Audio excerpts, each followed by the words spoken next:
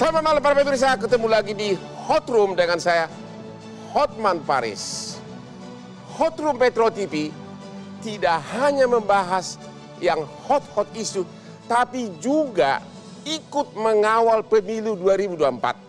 Karena sesuai dengan komitmen Metro TV sebagai election TV channel. Sejalan dengan itu, malam ini Hot Room akan membahas aturan yang membolehkan koruptor bisa ikut nyalek. Kok bisa? Kenapa di satu pihak masih ada aturan untuk melamar pekerjaan, untuk masuk Akpol atau Akabri harus ada SKCK atau surat keterangan kelakuan baik yang berisi catatan bahwa tidak pernah terlibat tindak pidana. Koruptor telah mencuri uang negara, mengkhianati sumpah, mengkhianati konstitusi. Kok bisa masih nyalek? Inilah Hot Room, ex-koruptor kok nyalek? Inilah mental pengkhianat yang tak punya malu. Sudah jelas pernah menjadi napi koruptor. Kok berani-beraninya mencalonkan diri jadi calon legislatif? Apa belum puas menggerogoti uang rakyat? Memang peraturan KPU yang melarang ex-napi koruptor menjadi caleg sudah dibatalkan oleh Mahkamah Agung.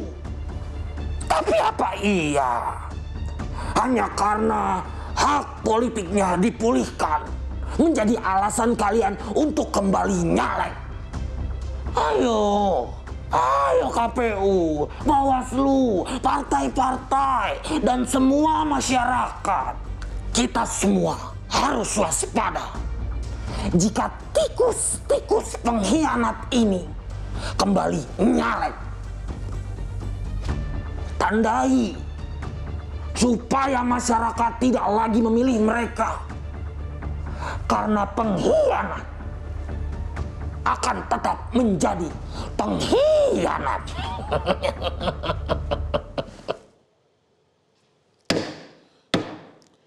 Untuk membahas topik ini telah hadir malam ini di tengah-tengah kita. Yang pertama Bapak Idam Holik, anggota KPU Republik Indonesia. Selamat malam Pak.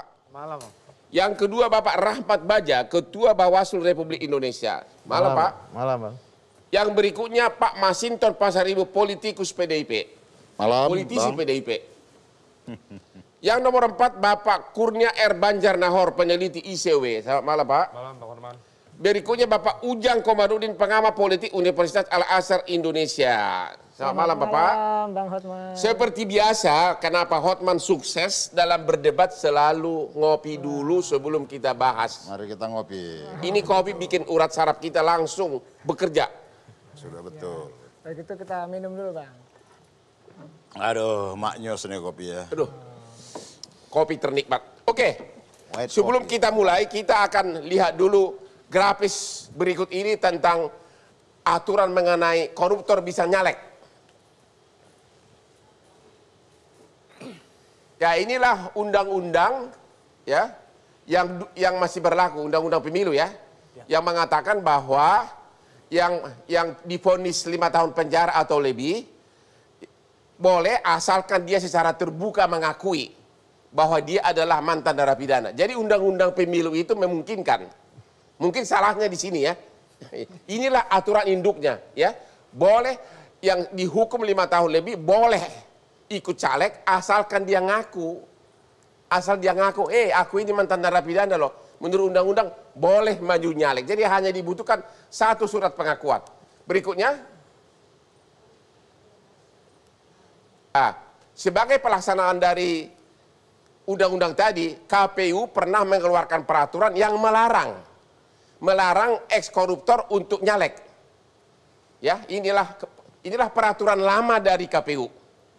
Akan tetapi ini diajukan hak uji material di Mahkamah Agung, dibatalkan. Mahkamah Agung mengembalikan lagi ke undang-undang, artinya ex-koruptor bisa nyalek. Akhirnya KPU nyerah. KPU mengeluarkan peraturan yang sekarang ini berlaku adalah bahwa KPU mengeluarkan peraturan bahwa ex-koruptor boleh nyalek. Karena Mahkamah Agung sudah mengatakan yang berlaku adalah Undang-Undang Pemilu, dan Undang-Undang Pemilu mengatakan ex-koruptor boleh nyalek asalkan ngaku. Gimana nih Pak Idam Kalik? Benar begitu aturannya sampai sekarang? Ya, apa yang tadi disampaikan oleh Bang Hotman itu benar, Ya. dan itu pernah diberlakukan pada pencalonan di tahun 2018 Ya. untuk pemilu serentak 2019. Ya. Ya. Dan sudah diberlakukan. Jadi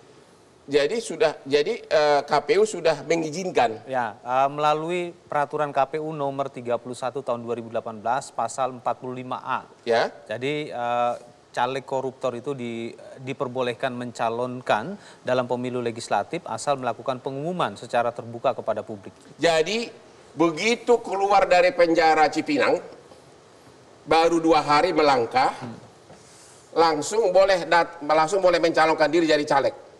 Ya, Asalkan diisi formulir, aku ini mantan koruptor loh, begitu. ya, putusan Mahkamah Agungnya memang demikian, dan saya yakin ke depan pimpinan partai politik juga akan memiliki komitmen yang tinggi untuk mewujudkan pemerintahan yang bersih. Tentunya caleg-caleg koruptor nanti akan dipertimbangkan, itu keyakinan kami. Tapi bukankah KPU tidak merasa bahwa justru caleg-caleg koruptor inilah yang duitnya masih banyak, dan rakyat kan banyak yang tidak tahu aturan ini, banyak yang tidak tahu dia itu adalah mantan narapidana atau narapidana. Sehingga dengan dia bagi-bagi duit, dia akan sogok rakyat lagi untuk milih dia. Yang bersangkutan harus mengumumkan secara terbuka kepada publik. Dan Caranya diumumkan bagaimana? melalui media massa, melalui... Harus bikin iklan atau apa? Ya, harus bikin iklan. Sebesar berapa? Ya, yang bisa diakses oleh publik aja. Ya, jadi koran yang bersifat nasional. Lokal boleh. Jadi apa isinya? Halo rakyat Indonesia, saya mencalonkan diri jadi anggota DPR atau DPRD. Saya ini mantan koruptor, begitu? Ya, mengakui tindak pidana korupsi yang pernah dilakukan. Satu halaman atau dibikin kecil aja di koran daerah, cukup? Gimana? Kalau kecil nggak mungkin. Nanti kita atur dengan aturan yang terbaru agar bisa dibaca dengan mudah. Jadi syaratnya menurut peraturan yang sekarang, semua narapidana ya boleh nyalek asalkan ngaku terbuka. Ya. Dan ada nggak niat untuk merubah peraturan itu? Putusan Mahkamah Agung bersifat final dan mengikat. Dan KPU tidak ada pilihan lain? Dalam penyelenggaraan pemilu ada salah satu prinsip, yaitu berkepastian hukum. Dan di tahun 2018 KPU Republik Indonesia pernah menerbitkan keputusan nomor 31 tahun 2018 pasal 45A. Dan ini sudah diberlakukan. Oke, Pak Rahmat Baja, Bawaslu.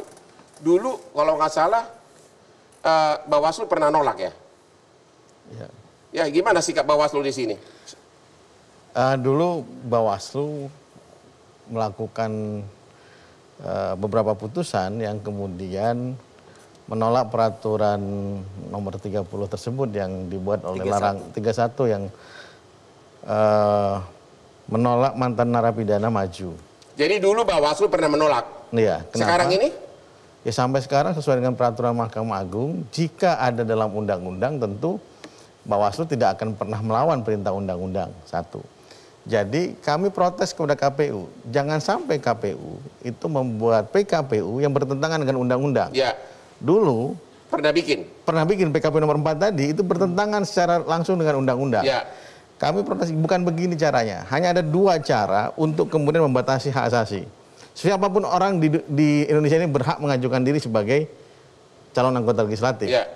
Nah, pertama di waive hak ini bisa dengan melalui undang-undang Ya. atau putusan pengadilan. Pilihannya hanya itu, bukan Jadi dengan sekarang KPU. ini Bawaslu tetap mengizinkan koruptor nyalek, tunggu sampai undang-undang pemilu dirubah yang melarang koruptor nyalek, begitu? Kita harapkan nanti teman-teman di DPR lah yang kemudian mengatur hal tersebut. Ataupun putusan MK mengatur hal tersebut. Tentu kami tidak bisa kemudian melawan perintah putusan pengadilan. Apakah Bawaslu tidak berniat menggugat di MK? Atau memang tidak punya legal standing? Bawaslu sumpah kami menjalankan perintah undang-undang, menjalankan peraturan perundang-undangan, melaksanakan peraturan perundang-undangan. Jadi agak sulit kemudian untuk kemudian kami melakukan judicial review terhadap hal ini. Jadi kesimpulannya untuk pemilu 2024, kecuali undang-undang dirubah oleh DPR, ex-koruptor boleh nyalek. Ya, di putusan MK pun demikian. Kalau kita lihat. Ya. Beberapa kali putusan MK membolehkan. Nah, tapi misalnya di kepala daerah mereka punya jeda 5 tahun. Sebelum nyalek harus ada 5 tahun dulu. Oke, kita istirahat dulu setelah yang berikut ini.